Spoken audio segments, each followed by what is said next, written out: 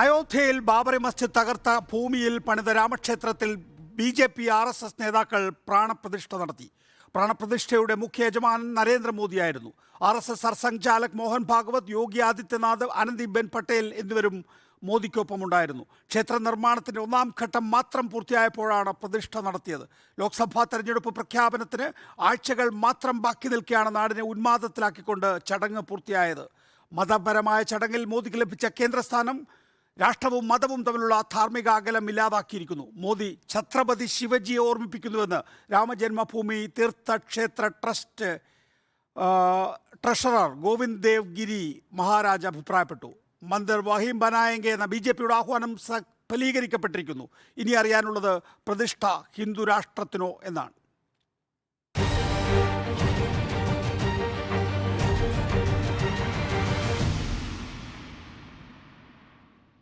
Advocate K. Anilkumar CPIM, Sandeep Warrier BJP, PDT ആചാരി ലോക്സഭാ മുൻ secretary general എന്നിവരാണ് നമ്മോടൊപ്പം ഉള്ളത്.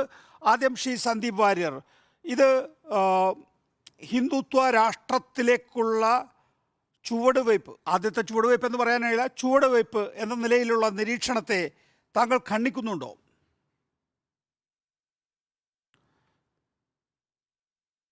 നോക്കൂ, ഇവിടെ ഈ രാമക്ഷേത്രത്തിന്റെ പ്രാണപ്രതിഷ്ഠ നടന്നത് നമ്മുടെ ബഹുമാനപ്പെട്ട സുപ്രീം കോടതിയുടെ ഉത്തരവിനെ തുടർന്ന് സുപ്രീം കോടതിയുടെ ഉത്തരവ് മൂലം ഉണ്ടായിട്ടുള്ള ഒരു ട്രസ്റ്റ്, സുപ്രീം കോടതി നിർദ്ദേശിച്ച കാലയളവിനുള്ളിൽ ഉണ്ടായിട്ടുള്ള രാമക്ഷേത്രത്തിന്റെ പ്രാണപ്രതിഷ്ഠാ ചടങ്ങാണ് നടന്നത്. ഇത് ഹിന്ദു രാഷ്ട്രത്തിലേക്കുള്ള ചുവടുവെപ്പാണ് എന്നൊക്കെ പറയുന്ന സമയത്ത് നമ്മുടെ സുപ്രീം കോടതി ആ നിലയ്ക്കുള്ള ഒരു ഉത്തരവ് നൽകി എന്നാണോ നിങ്ങൾ വ്യാഖ്യാനിച്ചു വരുന്നത്? എന്തിനാണ് ഇങ്ങനെ ആളുകളെ ഭയപ്പെടുത്തുന്നത്? എന്തിനാണ് ആളുകൾക്കെതിരെ ആളുകളെ ഇങ്ങനെ ഭിന്നിപ്പിക്കുന്ന രീതിയിലുള്ള ചർച്ചകൾ സംഘടിപ്പിക്കുന്നത്? ഇവിടെ സുപ്രീം കോടതി ദീർഘകാലമായി നിന്നിരുന്ന ഒരു ഡിസ്പ്യൂട്ടിൽ ഒരു വിധി പറഞ്ഞു. ആ വിധി എല്ലാവരും സഹർഷം സ്വീകരിച്ചു. എല്ലാ വിഭാഗങ്ങളും ഒരുപോലെ അത് സ്വീകരിച്ചു. രാജ്യം മുന്നോട്ട് പോവുകയാണ്. നിങ്ങളൊരു പുതിയ കാലഘട്ടത്തിലേക്ക് രാജ്യം കാലെടുത്ത് വെക്കുന്ന സമയത്ത് ജനങ്ങളെ ഭിന്നിപ്പിക്കാൻ വേണ്ടി ആ കോടതി വിധിയെ പലപ്പോഴും തെറ്റായി ഉദ്ധരിക്കുക, കോടതി ഇങ്ങനെയല്ല അങ്ങനെയാണ് പറഞ്ഞതിന് ശേഷം നിങ്ങൾക്കെതിരായിട്ടുള്ള ഒരു ഇൻജസ്റ്റിസ്, കോടതി ശരിയായ കാര്യം കണ്ടെത്തിയിട്ട് കൂടി തെറ്റായിട്ടുള്ള വിധി തന്നു എന്ന രീതിയിലൊക്കെ പച്ച നുണ പ്രചരിപ്പിച്ചുകൊണ്ടിരിക്കുക. ഇങ്ങനെ ഒരു വിഭാഗം ആളുകളെ ഈ രാജ്യത്തിന്റെ നീതിന്യായ വ്യവസ്ഥിതിയിലും നിയമവ്യവസ്ഥിതിയിലും ഒന്നും വിശ്വാസമില്ലാത്തവരാക്കി തീർക്കുകയും അവരെ ഈ രാജ്യത്തിനെതിരാക്കി തീർക്കുകയും ചെയ്യണമെന്ന നിർബന്ധ ബുദ്ധിയോടുകൂടി ചില കുടില ശക്തികളാണ് ഇത്തരത്തിലുള്ള പ്രചരണങ്ങൾ നടത്തുന്നത്. ഇത് വളരെ ദൗർഭാഗ്യകരമാണ്. നമ്മുടെ മാധ്യമങ്ങൾ, പ്രത്യേകിച്ച് മാധ്യമപ്രവർത്തകരൊക്കെ ഇത്തരം കാര്യങ്ങൾ കുറച്ചുകൂടി അവധാനത കാണിക്കേണ്ടതാണ്. നമ്മുടെ രാജ്യത്ത് പൊതുവായിട്ട് മാധ്യമങ്ങൾ പിന്തുടരുന്ന ഒരു രീതിയുണ്ടല്ലോ, രണ്ട് സമുദായങ്ങൾക്കിടയിൽ സംഘർഷം ഉണ്ടാകുന്ന രീതിയിൽ, സമുദായ സൗഹാർദ്ദത്തിന് പ്രശ്നമുണ്ടാകുന്ന രീതിയിൽ ഉള്ള വാർത്തകൾ പ്രസിദ്ധീകരിക്കാതിരിക്കുക, അത്തരത്തിലുള്ള ആഖ്യാനങ്ങൾ ചമയ്ക്കാതിരിക്കുക എന്നുള്ളത് പൊതുവായിട്ടുള്ള ഒരു കീഴ്വഴക്കമായിരുന്നു. പക്ഷേ ദൗർഭാഗ്യവശാൽ ഈ മത്സരത്തിന്റെ കാലഘട്ടത്തിൽ, TRPക്ക് വേണ്ടിയുള്ള കടിപിടിയുടെ കാലഘട്ടത്തിൽ നിങ്ങൾക്ക് ഏത് തരത്തിലും വാർത്തകളെ കൊടുക്കാം, അല്ലെങ്കിൽ രണ്ട് മതവിഭാഗങ്ങളെ തമ്മിൽ തല്ലിക്കുന്ന രീതിയിൽ എന്തും വിളിച്ചു പറയാമെന്നുള്ള ലൈസൻസ് കിട്ടിയിരിക്കുന്നു. അതിന്റെ ഭാഗമായിട്ട് ഈ രീതിയിലുള്ള വാർത്തകൾ ചമയ്ക്കുന്നു, ആളുകളെ തമ്മിൽ തട്ടിക്കാൻ വേണ്ടി പച്ച നുണ പറയുന്നു, സുപ്രീം കോടതി വിധിയെ പോലും തെറ്റായി വ്യാഖ്യാനിക്കുന്നു. ഇത് വളരെ ദൗർഭാഗ്യകരമാണ് നികേഷ്. ഇങ്ങനെയൊന്നും ചർച്ച സംഘടിപ്പിക്കരുത്. ഈ രീതിയിലുള്ള ചോദ്യങ്ങളും ശരിയല്ല. നമ്മുടെ രാജ്യം മുന്നോട്ട് പോവുകയാണ്. എല്ലാവരും ഒറ്റക്കെട്ടായി സന്തോഷത്തോട് കൂടിയിട്ടാണ് ഇന്നത്തെ രാമക്ഷേത്രത്തിന്റെ പ്രാണപ്രതിഷ്ഠാ ചടങ്ങിനെ കണ്ടത്. ഈ വിഷയത്തിൽ സുപ്രീം കോടതിയെ സമീപിച്ച എതിർകക്ഷിക്കാർ പോലും ഇന്ന് അവിടെ പോയി ആ പ്രാണപ്രതിഷ്ഠാ ചടങ്ങിലെ ഗസ്റ്റായിട്ട്, അതിഥികളായിട്ട് അവിടെ പങ്കെടുക്കുകയാണ് ചെയ്തത്. എന്തിനാണ് ഇങ്ങനെ ജനങ്ങളെ തമ്മിൽ തല്ലിപ്പിക്കുന്നത്? എനിക്ക് മനസ്സിലാകുന്നില്ല. Advocate K. അനിൽകുമാർ, തന്നിൽ ദിവ്യത്വമുണ്ട് എന്ന് തൻ്റെ ആരാധകരിൽ തോന്നിപ്പിക്കുന്നു നരേന്ദ്രമോദി. ദൈവം തന്നെ തെരഞ്ഞെടുത്തു എന്ന് പ്രഖ്യാപിക്കുന്നു. ദൈവം അശരീരിയിലൂടെ എന്നെ അറിയിച്ചു എന്നൊക്കെ നമ്മൾ പറയാറില്ലേ? ആ നിലയിലുള്ള പ്രചരണം നരേന്ദ്രമോദിയുടെ അനുയായികളായിട്ടുള്ള നേതാക്കൾ നടത്തുന്നു. അവരെ അങ്ങനെ പറയാൻ പ്രേരിപ്പിക്കുന്നു. രാഷ്ട്രീയം മതത്തെ വിഴുങ്ങി ഞങ്ങൾ നടത്തിക്കോളാം ഇനി മതം എന്ന നിലയിൽ രാഷ്ട്രീയ മതത്തെ ഏറ്റെടുക്കുന്നു. മതത്തെയും രാജ്യത്തെയും വേർതിരിക്കുന്ന രേഖ ഇപ്പോൾ പൂർണ്ണമായും മാഞ്ഞുപോയിരിക്കുന്നു. സ്റ്റേറ്റ്, രാജ്യം എങ്ങനെയാണ് മതം പ്രവർത്തിക്കേണ്ടത്, ചടങ്ങുകൾ എങ്ങനെ വേണം എന്ന് നിശ്ചയിക്കുന്നു. നമുക്ക് ഇതൊന്നും സുപ്രീം കോടതി വിധിയിൽ എന്തായാലും ഉണ്ടായിട്ടില്ല.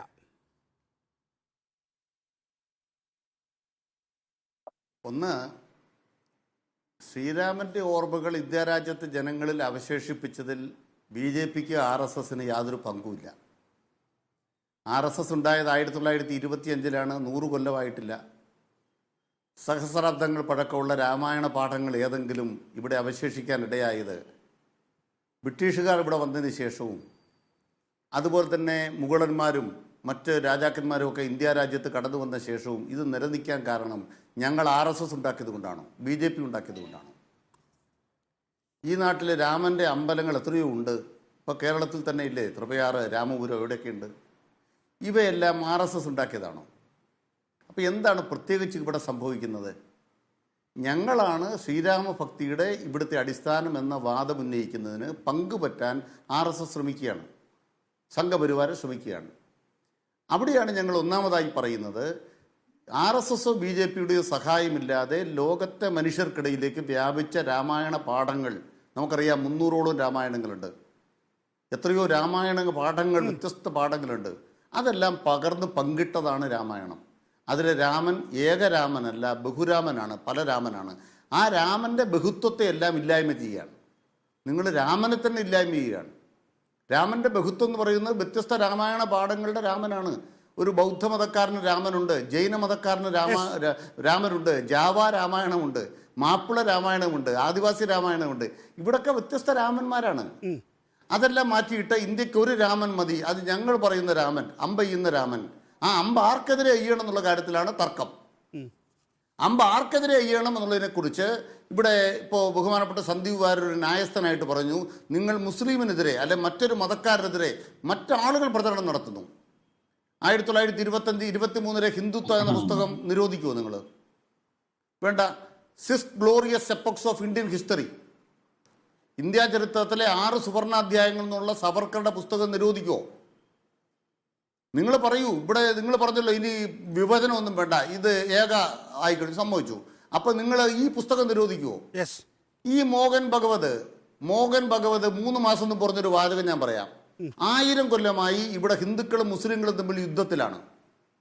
1000 കൊല്ലമായി ഹിന്ദുക്കളും മുസ്ലിങ്ങളും തമ്മിൽ യുദ്ധത്തിലാണെന്നുള്ളത് സവർക്കറുടെ 6 glorious epochs of Indian history എന്ന് പറയുന്ന പുസ്തകത്തിൻ്റെ ഒരു അധ്യായത്തിൻ്റെ തലക്കെട്ടാണ്.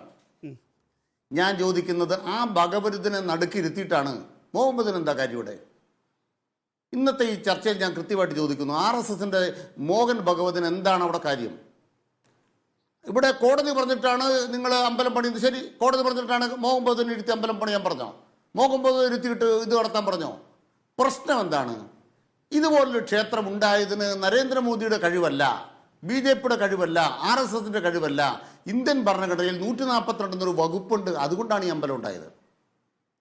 അതിനർത്ഥം എന്താണ്? ഇവിടെ ബഹുമാനപ്പെട്ട സന്ദീപ് വാര്യർ പറഞ്ഞു, എന്താണ് തെളിയിക്കപ്പെട്ടു. എന്ത് തെളിയിക്കപ്പെട്ടു? ഒരു കാര്യവും തെളിയിക്കപ്പെട്ടിട്ടില്ല. അത് കൃത്യമായിട്ട് മനസ്സിലാക്കണം. ഒരു ശരിയായ കാര്യവും കണ്ടെത്തിയിട്ടില്ല. അവിടെ ഏതെങ്കിലും ഒരു പ്രത്യേക സ്ഥലത്ത് രാമൻ ജനിച്ചെന്ന് കണ്ടെത്തിയോ? അവിടെ മുമ്പ് ഒരു അമ്പലം ഉണ്ടായിരുന്നു കണ്ടെത്തിയോ? ആ സ്ഥലം എന്ന് പറയുന്നത് അതിൽ അവകാശപ്പെട്ട ഹിന്ദു കക്ഷികളുടേതാണെന്ന് ആ കോടതി വിധിയിലുണ്ടോ? പള്ളി പൊളിച്ചത് ശരിയാണെന്ന് കണ്ടെത്തിയോ? ഇതൊന്നും കണ്ടെത്തിയില്ല. പിന്നെന്താ പറഞ്ഞത്? 142 വകുപ്പ് പ്രകാരം ടു ഡെലിവർ കംപ്ലീറ്റ് ജസ്റ്റിസ്, പൂർണ്ണ നീതി കൊടുക്കണമെന്നുണ്ടെങ്കിൽ ഞങ്ങൾ വിശേഷാധികാരം ഉപയോഗിക്കുന്നു. അവിടെ സുപ്രീം കോടതിക്ക് ഇന്നത്തെ ദിവസം തെറ്റുപറ്റിയതാണ് എൻ്റെ അഭിപ്രായം. കാരണം എന്താണ്? 142 വകുപ്പ് പ്രകാരം സുപ്രീം കോടതി ഇടപെടുമ്പോൾ, സുപ്രീം കോടതി വിധി നടപ്പാക്കുന്നതിൽ സുപ്രീം കോടതി ഇടപെടണമായിരുന്നു. ശരി, ഇവര് സുപ്രീം കോടതി ബഹുമാനപ്പെട്ട കേന്ദ്ര സർക്കാരിനെ ഏൽപ്പിക്കുകയാണ്. അപ്പം എന്താ പ്രശ്നം? അമ്പലം പണിയാൻ മാത്രമല്ല കോടതി പറഞ്ഞത്, പള്ളി കൂടി പണിയാൻ പറഞ്ഞിട്ടുണ്ട്. അപ്പം അമ്പലം പണിയുന്നത് പള്ളിയുമായി ബന്ധപ്പെട്ടും ഏക ഒരു രൂപരേഖ ഉണ്ടാക്കി സ്ഥലം തീരുമാനിച്ച് സുപ്രീം കോടതി വിധിയുടെ അംഗീകാരം വാങ്ങിച്ചോ? ഒരു അംഗീകാരവും വാങ്ങിച്ചിട്ടില്ല. പിന്നെ കോടതി നടപടിക്രമങ്ങളൊന്നുമില്ല, പള്ളി പണിയുന്നില്ല, അമ്പലം പൂർത്തിയായിട്ടില്ല. ഇപ്പം എന്താ തിരുക്കം? ഇന്നത്തെ പ്രത്യേകത എന്താ? ഇലക്ഷൻ വരുന്നു. അപ്പോൾ ശ്രീരാമനെ ഒരു ഇലക്ഷന്റെ അജണ്ടയാക്കാൻ ഉപയോഗിക്കുന്നുണ്ടെങ്കിൽ നിങ്ങൾക്ക് എന്ത് വിശ്വാസം? തീർച്ചയായും. അഡ്വക്കേറ്റ് കെ അനിൽകുമാർ, മടങ്ങിയെത്താം. ശ്രീ PDT ആചാരി, താങ്കൾ ലോക്സഭയുടെ മുൻ സെക്രട്ടറി ജനറലാണ്. അതുകൊണ്ട് തന്നെ രാഷ്ട്രീയമായിട്ടായിരിക്കില്ല, ഒരുപക്ഷെ രാജ്യവും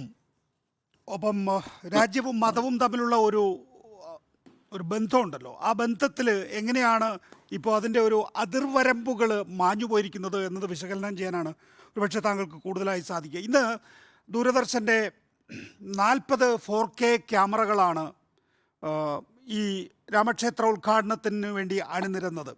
DD ന്യൂസിലും DD നാഷണൽ ചാനലുകളിലും ഈ 40 ക്യാമറകളുടെ തത്സമയ സംപ്രേഷണം നമ്മൾ കാണുകയുണ്ടായി. ANIക്കും PTIക്കും ക്ലീൻ ഫീഡ് നൽകിയതും ദൂരദർശനാണ് എന്നുള്ളത് ഞാൻ ഭംഗ്യം നിരേണ സൂചിപ്പിക്കുന്നു എന്ന് മാത്രമേ ഉള്ളൂ. പ്രധാനമന്ത്രി നേരത്തെ അഡ്വക്കേറ്റ് കെ അനിൽകുമാർ ചൂണ്ടിക്കാണിച്ചതുപോലെ പ്രധാനമന്ത്രി നരേന്ദ്രമോദിയാണ് മുഖ്യ യജമാനായി ക്ഷേത്രത്തിനകത്തുണ്ടായിരുന്നത്. RSSന്റെ സർസംഘചാലക് മോഹൻ ഭാഗവത് ഉണ്ടായിരുന്ന 5 പേരിലുണ്ട് എന്നുള്ളതും നേരത്തെ അനിൽകുമാർ ചൂണ്ടിക്കാണിക്കുകയുണ്ടായി. ഈ മതത്തെയും രാഷ്ട്രത്തെയും വേർതിരിക്കുന്ന രേഖ, ആ രേഖ എന്ന് പറയുന്നത് നമുക്ക് ഇൻവിസിബിളാണ്. അത് നമുക്ക് ജവഹർലാൽ നെഹ്റു ഒരു കാലഘട്ടത്തിൽ രാഷ്ട്രപതിക്ക് അയച്ച കത്തിൽ ചൂണ്ടിക്കാണിച്ചതാണ്. പിന്നീട് അത് എങ്ങനെ വേണം എന്നത് സംബന്ധിച്ച് നമുക്കൊന്നും നിശ്ചയിക്കാനാവില്ല, അല്ലെങ്കിൽ രേഖാമൂലമായിട്ടുള്ള നിശ്ചയം ഉണ്ടായിരുന്നുമില്ല. പക്ഷെ അത് ഇന്നത്തെ ദിവസത്തോടു കൂടി പൂർണ്ണമായും ഇല്ലാതായോ ശ്രീ പി ടി? സാധാരണ ഈ രാഷ്ട്രീയമായ അല്ലെങ്കിൽ മതപരമായ കാര്യങ്ങളെക്കുറിച്ച് ഞാൻ അങ്ങനെ ഒരു അഭിപ്രായം പറയാറില്ല. ഭരണഘടനാപരമായി നിയമപരമായി ഒക്കെയുള്ള ഇഷ്യൂസിനെ മാത്രമേ ഞാൻ സാധാരണ ഹാൻഡിൽ ചെയ്യാറുള്ളൂ. ഇന്ന് ഈ അയോധ്യയുടെ ഈ വിഷയത്തിൽ തികച്ചും ഭരണഘടനാപരമായി മാത്രമേ ഞാൻ അതിനെ സമീപിക്കുന്നു. നമ്മുടെ ഭരണഘടന സെക്യുലറാണ്. ഈ രാജ്യത്ത് ഏത് മതം ഫോളോ ചെയ്യാനും പ്രാക്ടീസ് ചെയ്യാനും പ്രോപ്പഗേറ്റ് ചെയ്യാനും ജനങ്ങൾക്ക് ഫണ്ടമെൻ്റൽ റൈറ്റ് നമ്മുടെ ഭരണഘടന കൊടുത്തിട്ടുണ്ട്. അപ്പോൾ ഹിന്ദുക്കൾക്ക് ക്ഷേത്രം ഉണ്ടാക്കാനും മുസ്ലിങ്ങൾക്കും ക്രിസ്ത്യാനികൾക്കും പള്ളികൾ ഉണ്ടാക്കാനും ഒക്കെയുള്ള പൂർണ്ണമായ അധികാരം നമ്മുടെ ഭരണഘടന നൽകുന്നുണ്ട്. പക്ഷേ ഞാൻ പറയാൻ ഉദ്ദേശിക്കുന്ന ഒരു കാര്യം, ഈ സെക്യുലറിസം എന്ന് പറയുന്നത് ഭരണകൂടത്തിന് മതമില്ല.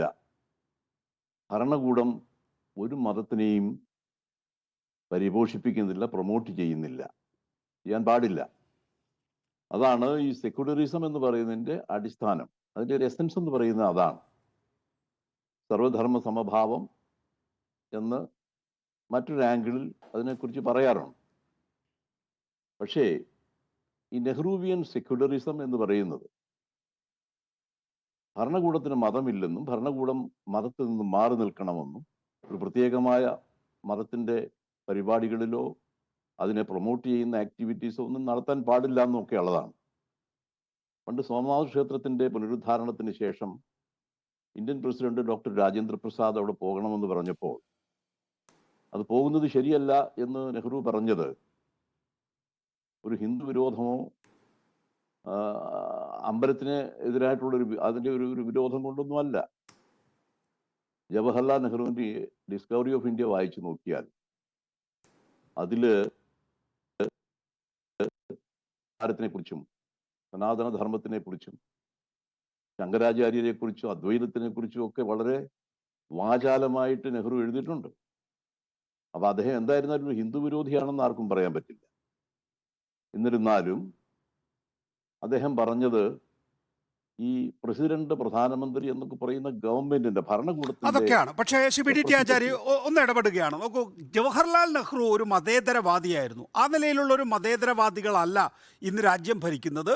അവരുടെ രാഷ്ട്രീയ പാർട്ടിയായിട്ടുള്ള ഭാരതീയ ജനതാ പാർട്ടി ഹിന്ദു വിശ്വാസത്തിൽ അധിഷ്ഠിതമായ ഒരു രാഷ്ട്രീയ പാർട്ടിയാണ്. അപ്പോഴാണ് ജവഹർലാൽ നെഹ്റു എങ്ങനെയാണോ രാജേന്ദ്ര പ്രസാദിനോട് പോകരുത് എന്ന് പറഞ്ഞത്, അതിന് ഘടകവിരുദ്ധമായ രീതിയിൽ പുതിയ ഭരണകൂടം ഇന്നിപ്പോൾ യോഗി ആദിത്യനാഥ് പറയുന്നത് ത്രേതായുഗത്തിലേക്ക് തിരിച്ചു പോകുന്നു എന്നാണ്.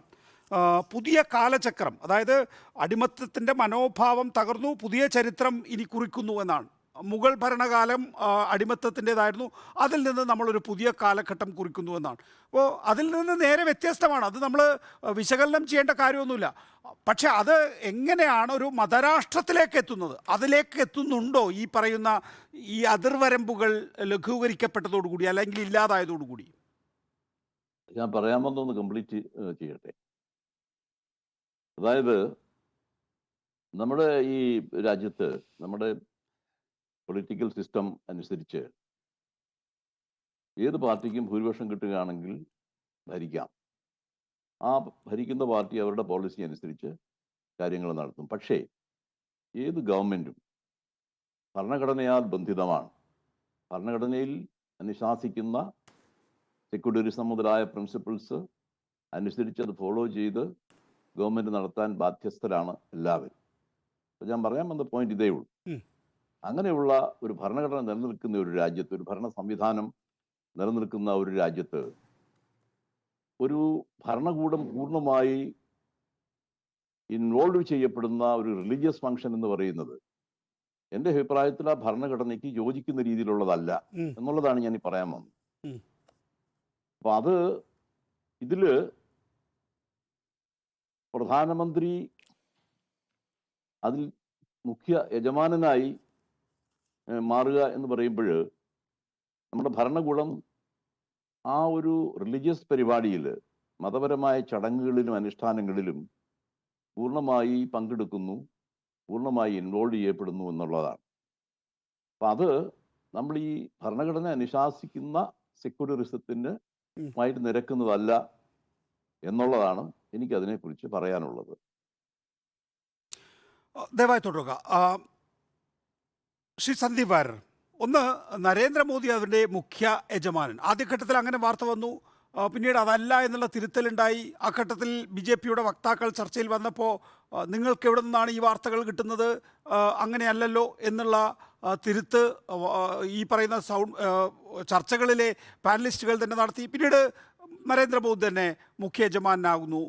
നേരത്തെ ഇവിടെ അഡ്വക്കേറ്റ് അനിൽകുമാർ ചൂണ്ടിക്കാണിച്ചതുപോലെ തന്നെ എങ്ങനെയാണ് RSSൻ്റെ സർസംഘ് ചാലക് ഒരു രാഷ്ട്രത്തോട് ഇനി ക്ഷേത്രം നിർമ്മിക്കാൻ സുപ്രീം കോടതി ആവശ്യപ്പെട്ടിട്ടുണ്ട് എങ്കിൽ ആ പറയുന്ന ക്ഷേത്ര നിർമ്മാണത്തിൻ്റെ ഗർഭഗൃഹത്തിലേക്ക് എത്തുന്നത് എന്നുള്ളൊരു ചോദ്യവും രാഷ്ട്രീയ പ്രതിയോഗികൾ ഉന്നയിക്കുന്നു എന്നുള്ളത് വളരെ പ്രധാനപ്പെട്ടതല്ലേ? മാത്രമല്ല, ഇവിടെ BJP അല്ലാതെ മറ്റേതെങ്കിലും രാഷ്ട്രീയ പാർട്ടിയുടെ, BJP-യോടൊപ്പം നിൽക്കുന്ന രാഷ്ട്രീയ പാർട്ടികൾ വന്നിട്ടുണ്ടാവും, മറ്റൊരു രാഷ്ട്രീയ പാർട്ടിക്കും പങ്കാളിത്തം കൊടുക്കുന്നില്ല എന്നുള്ളത് വേറെ കാര്യം. വേറൊരു ക്ഷേത്രത്തിലേക്കും ഈ ദിവസം ചെല്ലാൻ രാഹുൽ ഗാന്ധിയെ പോലുള്ളവർ എന്ന് വെച്ചാൽ ഒരു ഏകാധിപത്യ പ്രവണത അവിടെ വളരെ പ്രകടമല്ലേ ശ്രീ സന്ദീപ് വാര്യർ? അനീഷ് അല്പസമയം തരണം. കാരണം ഇതിൽ ശ്രീ PDT ആചാരി അദ്ദേഹം കോൺഗ്രസ് പക്ഷപാതിയായിട്ടുള്ള ഒരു മുൻ ബ്യൂറോക്രാറ്റാണ്. അപ്പം ശ്രീ അനിൽകുമാർ പറഞ്ഞ കാര്യങ്ങളും CPM-ന്റെ അനിൽകുമാർ പറഞ്ഞ കാര്യങ്ങൾക്കും മറുപടി പറയേണ്ടത്. കോൺഗ്രസ് പക്ഷപാതി എന്നുള്ളത് താങ്കളുടെ ഒരു വ്യാഖ്യാനമാണ്, ഞാൻ ആഗ്രഹിക്കുന്നത്. സമ്മതിച്ചു തരുമല്ല, എന്റെ വ്യൂ ആണ്, എന്റെ വ്യൂ ആണ്, എന്റെ അഭിപ്രായമാണ്. അല്ല, അത് ഈ കോൺഗ്രസ് പക്ഷപാതിയായിരിക്കുക എന്നുള്ളത് അത്ര മോശം കാര്യമാണെന്ന് അദ്ദേഹത്തിന് തോന്നുന്നുണ്ടെങ്കിൽ ഞാനത് പിൻവലിക്കാം. എനിക്ക് പ്രശ്നമുള്ള കാര്യമൊന്നുമല്ല. ഞാൻ എന്റെ പോയിന്റ് പറയാൻ ആഗ്രഹിക്കുന്നത്, ശ്രീ PDT ആചാരി പറഞ്ഞ കാര്യം, ഇത് നെഹ്റു മുന്നോട്ട് വെച്ച സെക്യുലറിസത്തിന് എതിരാണ്, നെഹ്റു മുന്നോട്ട് വെച്ചിട്ടുള്ള ആശയത്തിനെതിരാണെന്നതാണ്. With due respect to PDT Achari ഞാൻ പറയട്ടെ, നെഹ്റു ആണ് ഇന്ത്യൻ കോൺസ്റ്റിറ്റ്യൂഷന്റെ അവസാനത്തെ വാക്ക്, മെസ്സിഹ എന്ന് ഞങ്ങൾ വിശ്വസിക്കുന്നില്ല. നെഹ്റുവിന്റെ പോളിസികളൊക്കെ തെറ്റായിരുന്നു എന്നുള്ളത് അക്കാലത്ത് തന്നെ ഈ രാജ്യത്തെ പ്രഗത്ഭരായിട്ടുള്ള ആളുകൾ അതിനെല്ലാം ഖണ്ഡിച്ചിട്ടുള്ളതാണ്. ഉദാഹരണത്തിന് നെഹ്റു കത്തയച്ചിട്ടും രാജേന്ദ്ര പ്രസാദ് പോകാതിരുന്നില്ലല്ലോ സോമനാഥ ക്ഷേത്രത്തിന്റെ പ്രാണപ്രതിഷ്ഠയ്ക്ക്. ഇന്ത്യയുടെ രാഷ്ട്രപതി പോയല്ലോ. അപ്പൊ നെഹ്റു പറയുന്നത് ശരിയല്ല, നെഹ്റുവിന്റെ വ്യൂ പോയിന്റ് ശരിയല്ല എന്ന് ഖണ്ഡിച്ചിരുന്ന എത്രയോ മഹാന്മാരായിട്ടുള്ള ആളുകൾ അന്ന് തന്നെ ഉണ്ടായിരുന്നു. നോക്കൂ, നെഹ്റുവിന്റെ ഫോറിൻ പോളിസി ഡിസാസ്ട്രസ് ആയിരുന്നു എന്നുള്ളതാണ് ഞങ്ങളുടെ അഭിപ്രായം. നെഹ്റുവിന്റെ എക്കണോമിക് പോളിസി ഈ രാജ്യത്തെ സംബന്ധിച്ചോളം ഏറ്റവും അപകടകരമായിരുന്നു. ഈ രാജ്യത്തെ തകർത്തത് നെഹ്റുവിയൻ എക്കണോമിക് പോളിസി ആയിരുന്നു എന്ന് വിശ്വസിക്കുന്നയാളാണ് ഞാനടക്കമുള്ള നിരവധി ആളുകൾ. ഈ രാജ്യത്തെ ബഹുഭൂരിപക്ഷം ഇപ്പൊ അങ്ങനെ വിശ്വസിക്കുന്നത്. നെഹ്റുവിന്റെ കാലത്താണ് ഇന്ത്യയുടെ ഏറ്റവും മോശപ്പെട്ട എക്കണോമിക് ഗ്രോത്ത് റേറ്റ് ഉണ്ടായത്. അതിനെ ഹിന്ദു ഗ്രോത്ത് റേറ്റ് എന്നാണ് കളിയാക്കി വിളിച്ചിരുന്നത്. അപ്പോൾ നെഹ്റുവിന്റെ പോളിസികളൊക്കെ മഹത്തരം എന്ന് നിങ്ങൾക്ക് വിശ്വസിക്കാം.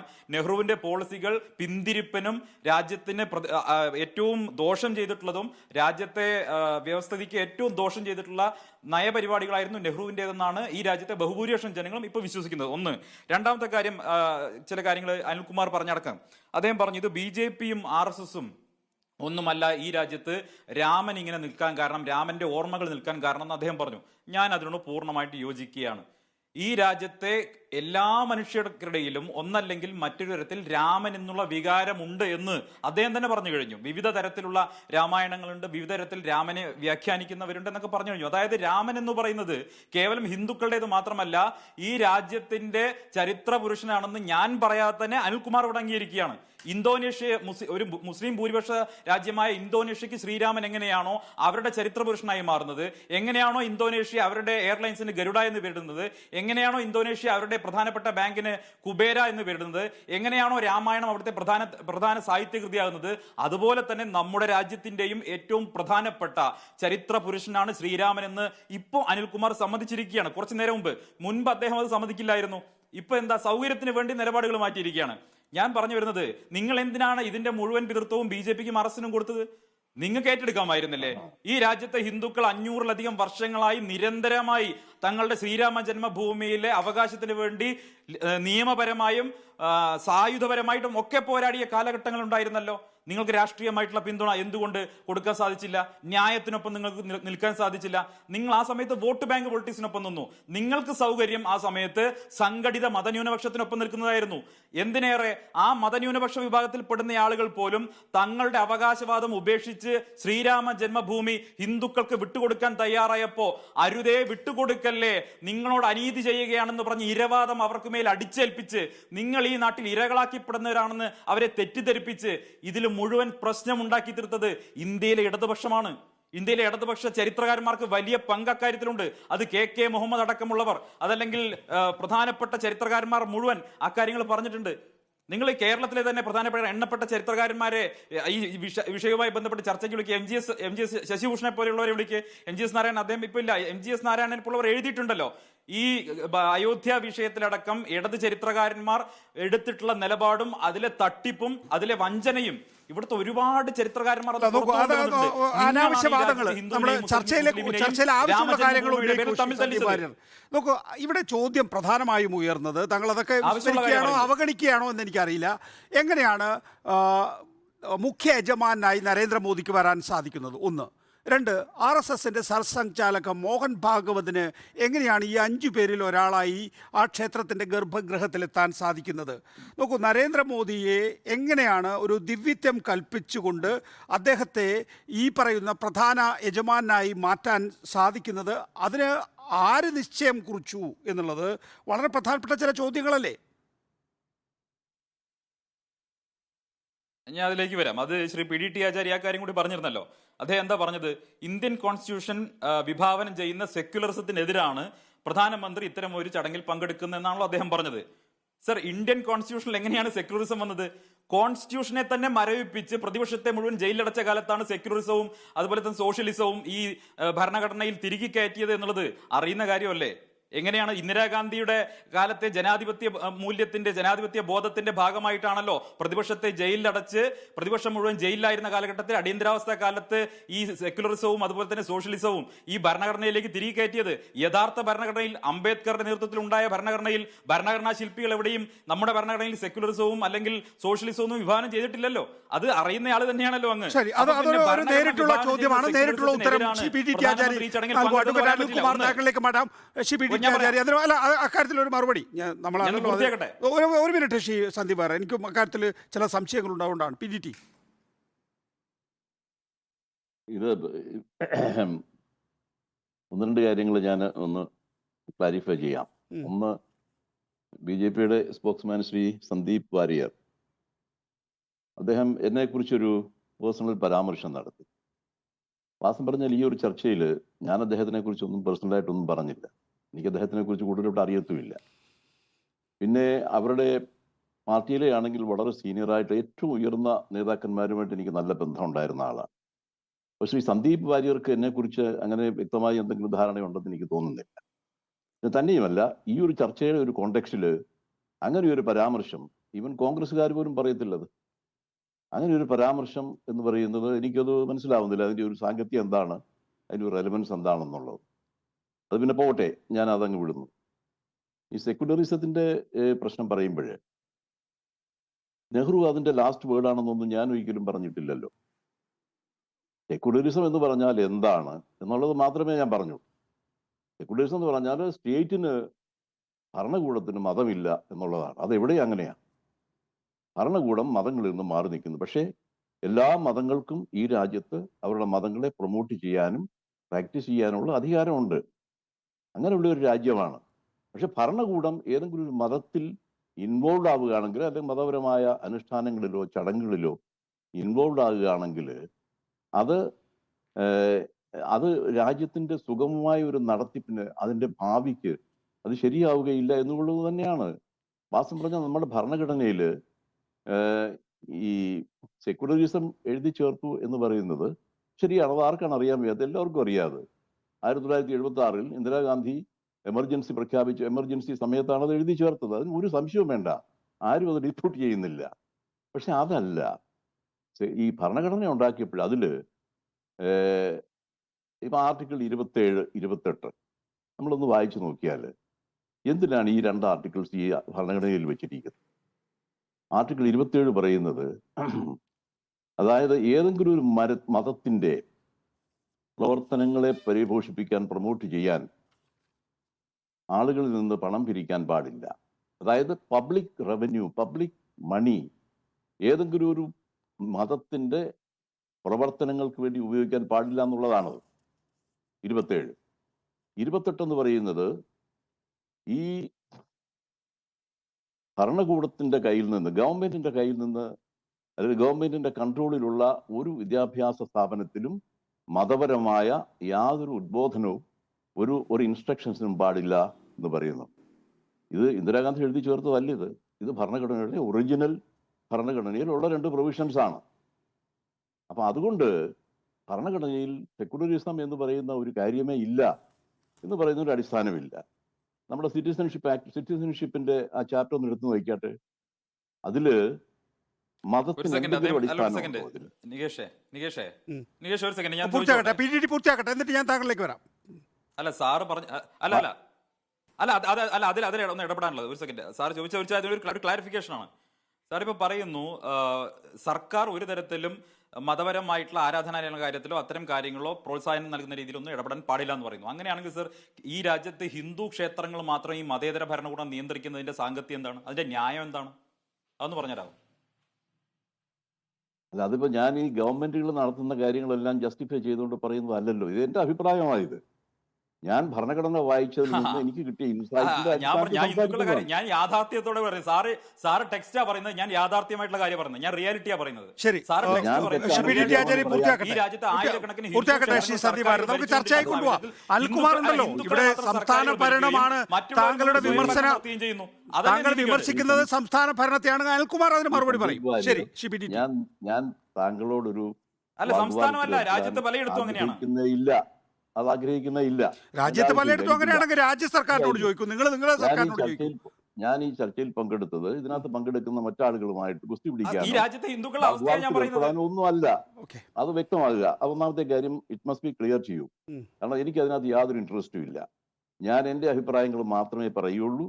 ഞാൻ ഒരു പാർട്ടിയുടെയും സ്പോക്സ്മാനായിട്ടൊന്നും ഒരിടത്തും പോയിട്ടില്ല. അങ്ങനെ ആവത്തുമില്ല, എനിക്കത് പറ്റത്തുമില്ല. മനസ്സിലായില്ലേ? അത് ആദ്യം നിങ്ങൾ മനസ്സിലാക്കണം. അപ്പൊ അതുകൊണ്ട് ഞാൻ പറഞ്ഞു വന്നത് ഇതാണ്. ഇങ്ങനെ ഈ പ്രൊവിഷൻ, നമ്മുടെ സിറ്റിസൺഷിപ്പിന്റെ പ്രൊവിഷൻസ് എടുത്തു നോക്കുക.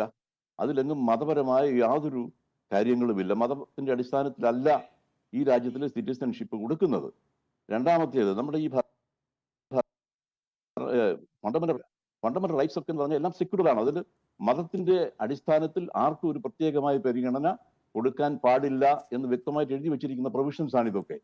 അപ്പൊ ഈ പ്രൊവിഷൻസ് ഒക്കെ ഉള്ള ഒരു കോൺസ്റ്റിറ്റ്യൂഷൻ എന്ന് പറഞ്ഞാൽ ബേസിക്കലി, ഫണ്ടമെന്റലി കോൺസ്റ്റിറ്റ്യൂഷൻ എന്ന് പറഞ്ഞാൽ it is secular. Whether you have a secular word in the preamble or not, that is immaterial. But this constitution is basically fundamentally secular. അതാണ് ഞാൻ പറഞ്ഞു വന്നത്.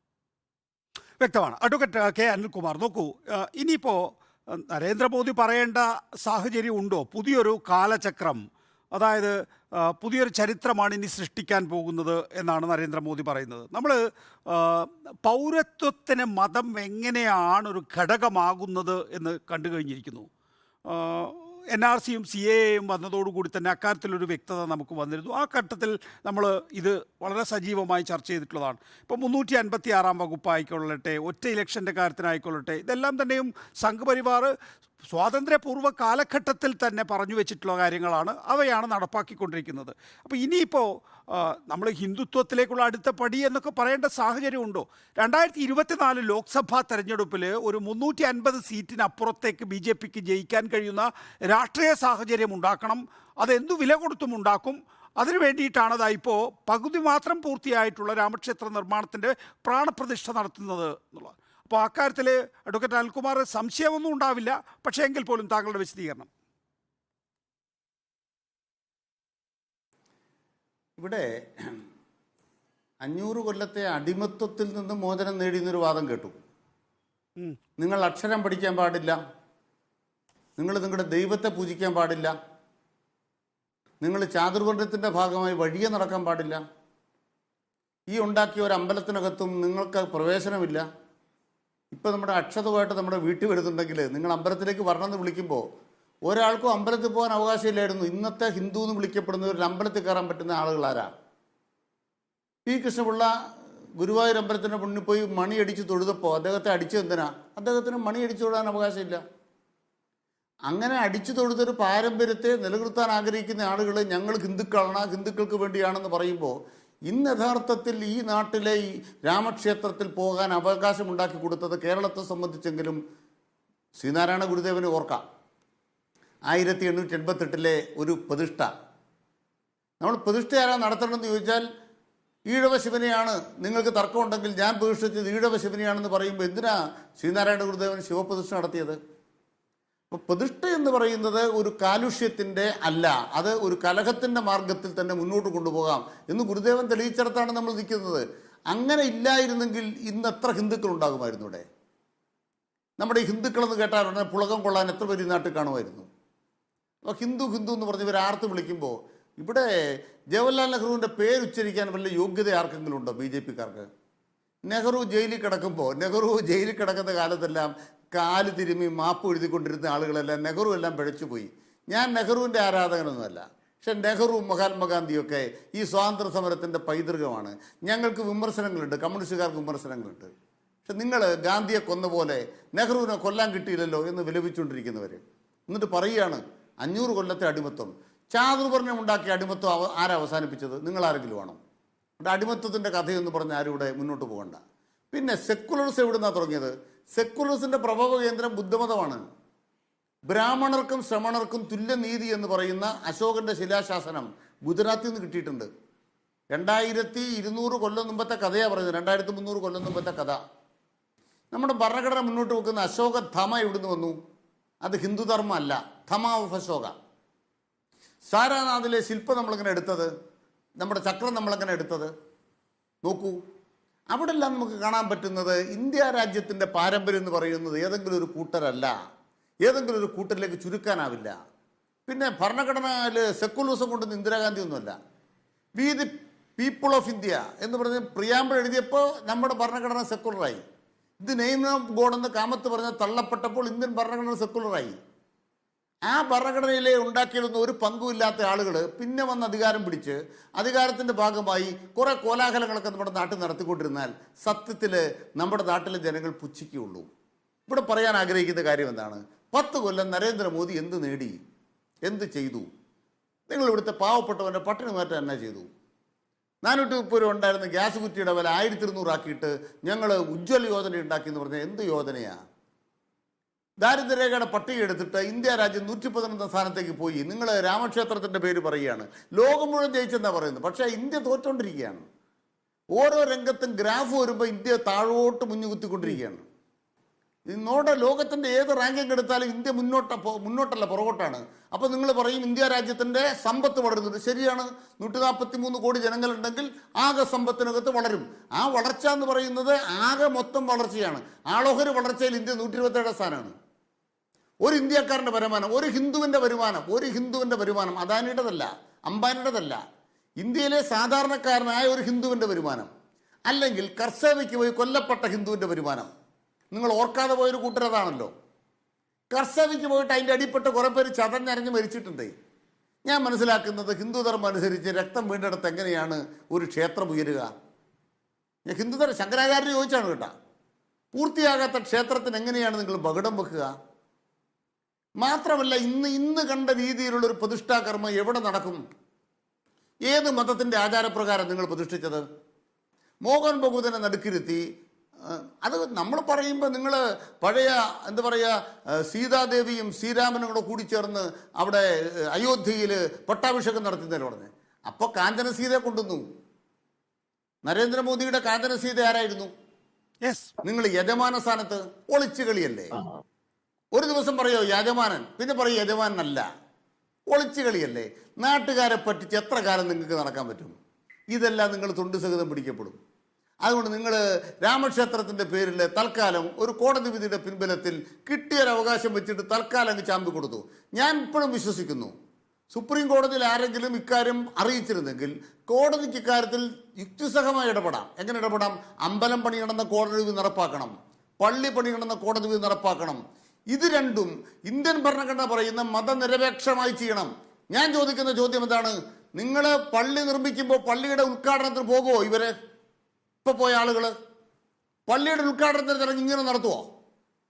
അവിടെ യജമാനാകുമോ? നിങ്ങൾ അമ്പലത്തിന്റെ യജമാനായല്ലോ, പള്ളിയുടെ യജമാനാകുമോ ഒരു പ്രധാനമന്ത്രി? അപ്പൊ രാഷ്ട്രപതി പോയാൽ മതിയോ? ദ്രൗപദി മുർമുവിന് വിടുവോ? നിങ്ങൾ കളിച്ചുകൊണ്ടിരിക്കുന്ന കളിയൊക്കെ ഈ നാട്ടിലെ ആളുകൾക്ക് നന്നായിട്ട് മനസ്സിലാകുന്നുണ്ട്. ഇതൊന്നും വില പോകാൻ പോകുന്നില്ല.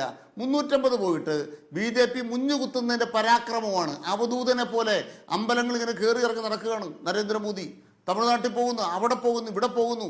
ഇതെല്ലാം ഒരു ഇലക്ഷൻ പ്രചരണമാണ്. ക്ഷേത്രത്തെ ഇലക്ഷൻ പ്രചരണത്തിന് ഉപയോഗിച്ചാൽ ഗതി പിടിക്കാൻ പോകുന്നില്ല BJP. മറുപടി സന്ദീപ്. അല്ല, ഈ അനിൽകുമാർ പറഞ്ഞത് കോൺട്രഡിക്ടറി ആണ്. ഒരു വശത്ത് അദ്ദേഹം പറയുന്നു BJP അധികാരത്തിൽ വന്നത് ക്ഷേത്ര രാഷ്ട്രീയം പറഞ്ഞിട്ടാണ്, മന്ദിർ പൊളിറ്റിക്സ് പറഞ്ഞിട്ടാണ്. മറുവശത്ത് അദ്ദേഹം അവസാന വാക്കായിട്ട് പറഞ്ഞത് ഈ രാഷ്ട്രീയം പറഞ്ഞാൽ BJP ഗതി പിടിക്കില്ല എന്ന് പറയുന്നു. അപ്പൊ അതിൽ ഏതാണ് ശരിയായിട്ടുള്ള കാര്യമെന്ന് അദ്ദേഹം തന്നെയാണ് പറയേണ്ടത്. ഒന്ന്. രണ്ട്, നിങ്ങളുടെ പ്രശ്നം എന്താ? ഒരു പിന്നോക്കക്കാരനായിട്ടുള്ള നരേന്ദ്രമോദി ഈ രാജ്യത്തെ കോടിക്കണക്കിന് വരുന്ന ഹിന്ദുക്കൾ ഒറ്റക്കെട്ടായി ആഗ്രഹിക്കുന്ന ആ അയോധ്യയിലെ രാമക്ഷേത്രത്തിന്റെ പ്രാണപ്രതിഷ്ഠാ ചടങ്ങിൽ അവിടെ പങ്കെടുത്താണോ നിങ്ങളുടെ പ്രശ്നം എന്ന് പറയുന്നത്? ഒരു പിന്നോക്കക്കാരൻ അതിന് നേതൃത്വം കൊടുത്തു എന്ന് പറയുന്നതാണോ നിങ്ങളുടെ പ്രധാനപ്പെട്ട പ്രശ്നം എന്ന് പറയുന്നത്? ഇവിടെ സുപ്രീം കോടതി പറഞ്ഞത് എന്താ? സുപ്രീം കോടതി ഗവൺമെന്റിനോട് അമ്പലം പണിയാനോ ഗവൺമെന്റിനോട് പള്ളി പറയാനോ സുപ്രീം കോടതി പറഞ്ഞിട്ടില്ല. ഇപ്പൊ അനിൽകുമാർ അതാണല്ലോ വലിയ നിയമവിദഗ്ധനെ പോലെ പറഞ്ഞത്. ഇത് ആരെങ്കിലും സുപ്രീം കോടതി അറിയിച്ചാൽ മതി എന്നാണല്ലോ പറഞ്ഞത്. നിങ്ങൾ ഇവിടുന്ന് രായ്ക്ക് രാമാനം ലക്ഷക്കണക്കിന് രൂപയും കൊടുത്ത് തോൽക്കുന്ന കേസുകൾക്ക് മുഴുവൻ സുപ്രീം കോടതി വക്കീലന്മാരെ ഏൽപ്പിക്കുന്നുണ്ടല്ലോ. പോയി പറയൂ, നിങ്ങൾ പോയി പറയൂ. എന്താ പോയി പറയാത്തത്? സുപ്രീം കോടതി നിർദ്ദേശിച്ചത് എന്താ? 2 പള്ളി നിർമ്മിക്കാനും അമ്പലം നിർമ്മിക്കാനും 2 ട്രസ്റ്റ് ഉണ്ടാക്കി കൊടുക്കാൻ പറഞ്ഞു. അതിലപ്പുറം ഗവൺമെന്റിന് ഒരു റോളും ഇല്ല. ആ ട്രസ്റ്റ് 2 രീതിയിലും ട്രസ്റ്റ് രൂപീകരിക്കപ്പെട്ടു. ആ ട്രസ്റ്റ് രൂപീകരിക്കപ്പെട്ടതിന്റെ അടിസ്ഥാനത്തിൽ ട്രസ്റ്റ് നിരവധി ആളുകളെ ഈ ക്ഷേത്ര നിർമ്മാണത്തിന്റെ അല്ലെങ്കിൽ പ്രാണപ്രതിഷ്ഠാ ചടങ്ങിലേക്ക് ക്ഷണിച്ചു. ആ പ്രാണപ്രതിഷ്ഠാ ചടങ്ങിലേക്ക് ക്ഷണം സ്വീകരിച്ചുകൊണ്ട് പ്രധാനമന്ത്രി എത്തി. ക്ഷണം സ്വീകരിച്ചുകൊണ്ട് സംഘത്തിന്റെ സർസംഘചാലക് അവിടെ എത്തി. അതിലെന്താ തെറ്റുള്ളത്? ക്ഷണിക്കപ്പെട്ട മറ്റു പല ആളുകൾ ഉണ്ടായിരുന്നല്ലോ. പലരും അങ്ങോട്ട് തിരിഞ്ഞു നോക്കിയില്ലല്ലോ. ഇവിടെ പ്രധാനപ്പെട്ട പ്രശ്നം എന്താ? രാജ്യം മുഴുവൻ ഇത്തരത്തിൽ പ്രധാനപ്പെട്ട ഒരു വിഷയത്തിൽ ഇപ്പൊ നികേഷ് ഒരു കാര്യം പറഞ്ഞു. അതിനെ എന്താ പറയാ, ഗവൺമെന്റ് വലിയ രീതിയിൽ പ്രോത്സാഹിപ്പിച്ചു എന്ന രീതിയിൽ ദൂരദർശന്റെ 40 ക്യാമറ ഉണ്ടായിരുന്നു പറഞ്ഞു. നോക്കൂ, ഇതൊരു വാർത്താമൂല്യമുള്ള പരിപാടി അല്ലായിരുന്നെങ്കിൽ നിങ്ങൾ എന്തിനാ ക്യാമറയും കൊണ്ട് പോയത്? റിപ്പോർട്ടർ എന്തിനാ അങ്ങോട്ട് ആളെ വിട്ടത്? എന്തിനാണ് കേരളത്തിൽ ഇതിനെ എതിർക്കുന്ന എല്ലാ മാധ്യമങ്ങളും അങ്ങോട്ട് ആളെ വിട്ടത്? നിങ്ങൾ കുറെ ദിവസമായി നിങ്ങളുടെ സ്വകാര്യ ടെലിവിഷൻ ചാനലിന്റെ വാർത്താമൂല്യം അത് ആ ടെലിവിഷൻ ചാനലിന്റെ എഡിറ്റോറിയലാണ് തീരുമാനിക്കുന്നത്. അതുപോലെയാണോ സ്റ്റേറ്റ് ടെലിവിഷൻ? അതുപോലെയാണോ ഈ സ്റ്റേറ്റ് ടെലിവിഷൻ? നോക്കൂ, ഈ സ്റ്റേറ്റ് ടെലിവിഷൻ 40 4K ക്യാമറകൾ വെച്ച് തത്സമയം സംപ്രേഷണം ചെയ്യുന്നു. എന്നിട്ട് ഇതിന്റെ ക്ലീൻ ഫീഡ് ANIക്കും PTIക്കും നൽകുന്നു. സാധാരണയിൽ തിരിച്ചല്ലേ ഉണ്ടാകാറുള്ളത്? അപ്പോൾ സ്റ്റേറ്റിന് ഒരു അമിതമായ ഉത്സാഹം. അല്ല, ഒന്നും ഒരു വാദിച്ച് ജയിക്കേണ്ട കാര്യമൊന്നുമല്ല. എങ്കിലും ഞാൻ പറഞ്ഞോട്ടെ നികേഷേ, ഇതിന് 40-ന് പകരം എത്ര ക്യാമറ ഉപയോഗിക്കാമായിരുന്നു? എങ്കിൽ മതേതരത്വം സംരക്ഷിക്കപ്പെടുമായിരുന്നു. നികേഷ് പറയ്, എത്ര ക്യാമറ ഉപയോഗിക്കണമായിരുന്നു? 40 ക്യാമറ വേണോ? ഇത്രേ ഉള്ളൂ കാര്യം. അതായത് സാധാരണഗതിയിൽ വാർത്താ ഏജൻസി ആയിട്ടുള്ള ANIയും PTIയും ആണ് നമുക്ക് ഫീഡ് തരാറുള്ളത്. ഇതിപ്പോ നേരെ തിരിച്ചാണ്. സ്റ്റേറ്റ് മീഡിയ ആയിട്ടുള്ള ദൂരദർശൻ ANIക്കും PTIക്കും ക്ലീൻ ഫീഡ് കൊടുത്തിട്ട് ഈ എനെയും എനെയൊന്നും അങ്ങനെ ചെയ്യില്ലായിരിക്കും. പക്ഷേ വാർത്താ ഏജൻസികളുടെ ക്യാമറ കുറഞ്ഞു പോകണ്ട, നരേന്ദ്രമോദിയുടെ മുഖത്ത് തന്നെ ക്യാമറ ഉണ്ടാകണം എന്ന് ഉറപ്പിക്കാൻ വേണ്ടിയാണ് സ്റ്റേറ്റ് മീഡിയ അതിൻ്റെ ഉത്തരവാദിത്തം ഏൽപ്പിച്ചിരിക്കുന്നത്. അതുകൊണ്ടാണ് പറഞ്ഞത്. നോക്കൂ, 5 പേര് ഇനി അഥവാ ഗർഭഗൃഹത്തിൽ ഉണ്ട് എങ്കിൽ അവിടെ നരേന്ദ്രമോദിയുടെ മുഖത്ത് മാത്രമേ ക്യാമറ ഉണ്ടാകാൻ പാടുള്ളൂ എന്ന് ഉറപ്പുവരുത്താൻ വേണ്ടിയിട്ടാണ് ഈ പരിപാടി. എന്റെ നികേഷേ, നിങ്ങൾ ഈ വളരെ ചൈൽഡിഷ് ആയിട്ടുള്ള കാര്യങ്ങൾ പറയല്ലേ? യുവർ സീനിയർ ജേർണലിസ്റ്റ്, എന്തിനാണ് ഇങ്ങനെ ചൈൽഡിഷ് ആയിട്ട് ഈ പുതിയ അവതാരകരൊക്കെ പറയുന്ന പോലെ പറയുന്നത്, അല്ലെങ്കിൽ അന്ധമായിട്ട് ഒരു ഭാഗത്തിന് വേണ്ടി പറയുന്നത്? അങ്ങനെയാണോ ഒന്നുണ്ടായത്? ഇന്ന് ആ ക്യാമറയിൽ നരേന്ദ്രമോദിയുടെ മുഖം മാത്രമാണോ വന്നത്? തീർച്ചയായും നരേന്ദ്രമോദിയാണ് അതിനകത്ത് കേന്ദ്ര സ്ഥാനത്ത്. ദയവായി തുടരുക. കോൺഗ്രസ് പ്രവർത്തക സമിതി അംഗം ഒരു മിനിറ്റ്, ഞാൻ വരാം. കൊടിക്കുന്നിൽ സുരേഷ് MP നമ്മോടൊപ്പം ഉണ്ട്. കൊടിക്കുന്നിൽ സുരേഷ്, നോക്കൂ, ഇന്നിപ്പോൾ വലിയ നിലയിൽ ഒരു പ്രാണപ്രതിഷ്ഠാ ചടങ്ങുകൾ പൂർത്തിയാക്കാൻ സാധിച്ചിരിക്കുന്നു. എന്താണോ 2024 ലോക്സഭാ തെരഞ്ഞെടുപ്പിന് അജണ്ടയായി BJP നിശ്ചയിച്ചിട്ടുള്ളത്, ആ അജണ്ട പൂർവാധികം ഭംഗിയോടുകൂടി നിർവഹിക്കാൻ കഴിഞ്ഞു എന്നുള്ളതല്ലേ അതിൻ്റെ ഒരു എൻ പ്രൊഡക്റ്റ്? പ്രാണപ്രതിഷ്ഠ നടത്തിയത് തീർച്ചയായിട്ടും അത് രാഷ്ട്രീയ മുതലെടുപ്പ് നടത്തി അധികാരത്തിൽ തുടരാനുള്ള BJPയുടെയും സംഘപരിവാറിന്റെയും നീക്കങ്ങൾ അത് പ്രായോഗികമായി വിജയിക്കുമെന്ന് കരുതുന്നവരെല്ലാം ഞങ്ങൾ. അതുകൊണ്ട് വിശ്വാസം എന്ന് പറയുന്നത് അത് ഓരോരുത്തരുടെയും സ്വാതന്ത്ര്യമാണ്, അവകാശമാണ്. അപ്പൊ വോട്ടാക്കി മാറ്റുവാൻ വേണ്ടിയുള്ള ശ്രമങ്ങൾ BJP അവരുടെ ഒരു ആയുധമാണ് എക്കാലത്തും ഈ മതത്തെയും അതുപോലെ വിശ്വാസത്തെയും അതിനെ വോട്ടാക്കി മാറ്റിയാണ്. അതിലൂടെ മാത്രമേ അവർക്ക് ഈ രാജ്യത്ത് അധികാരം പിടിക്കാൻ പറ്റുന്നത്. നോക്കൂ കൊടിക്കുന്നിൽ സുരേഷ്, നമ്മൾ വിചാരിക്കുന്നത് BJPയെ സംബന്ധിച്ചിടത്തോളം ഒരു പ്രസിഡൻഷ്യൽ രീതിയിലേക്കാണ് BJP രാജ്യത്തെ കൊണ്ടുപോകുന്നത് എന്നാണ്. പക്ഷേ ഇന്നിപ്പോൾ നരേന്ദ്രമോദിയെ നമ്മൾ ടെലിവിഷൻ ദൃശ്യങ്ങളിലൂടെ കണ്ടിട്ടുള്ളത് ഒരു രാജാവിനെ പോലെ. സാധാരണഗതിയിൽ രാജാക്കന്മാർക്ക് മാത്രം അവകാശപ്പെട്ടതാണ് ഈ മുഖ്യ യജമാനൻ സ്ഥാനം. ഒരു രാഷ്ട്രത്തിൻ്റെയും തലവന്മാർ വഹിക്കുന്ന പദവിയല്ലാതെ. അപ്പോൾ ഒരു രാജാവിനെ പോലെ ഇന്നിപ്പോൾ അങ്ങനെയുള്ള പ്രഖ്യാപനവും ഉണ്ടായിട്ടുണ്ട് എന്നുള്ളതാണ്. അതായത് നരേന്ദ്രമോദി ചടങ്ങുകൾക്ക് കാർമ്മികത്വം വഹിക്കുന്നത് കാണുമ്പോൾ ഞാൻ ഓർക്കുന്നത് ഛത്രപതി ശിവജിയാണ് എന്ന് ആര് പറഞ്ഞിരിക്കുന്നു? ഗോവിന്ദ് ദേവ് ഗിരി മഹാരാജ്, ട്രഷറർ, ശ്രീരാമ ജന്മഭൂമി തീർത്ഥക്ഷേത്ര ട്രസ്റ്റ്. നോക്കൂ, ആ നിലയിലേക്ക് അദ്ദേഹം കാര്യങ്ങൾ കൈകാര്യം ചെയ്തിരിക്കുന്നു. മാത്രമല്ല ഇന്നിപ്പോൾ യോഗി ആദിത്യനാഥ് പറയുന്നത് ത്രേതായുഗത്തിലേക്ക് തിരിച്ചുപോയി എന്ന തോന്നലാണ് ഉണ്ടാക്കുന്നത് എന്നുള്ളതാണ്. ജനങ്ങൾ, പ്രത്യേകിച്ച് ഉത്തരേന്ത്യയിലെ ജനങ്ങൾ രാമനെ ഓർക്കുന്നു എന്ന് മാത്രമല്ല, അത് രാമനെ 500 വർഷങ്ങൾക്ക് ശേഷം അയോധ്യയിലേക്ക് തിരികെ കൊണ്ടുവന്ന BJPയെയാണ് അവർ ഉറ്റുനോക്കുന്നത് എന്നുള്ള പ്രശ്നം നിങ്ങളുടെ മുന്നിൽ ഇല്ലേ ശ്രീ കൊടിക്കുന്നിൽ?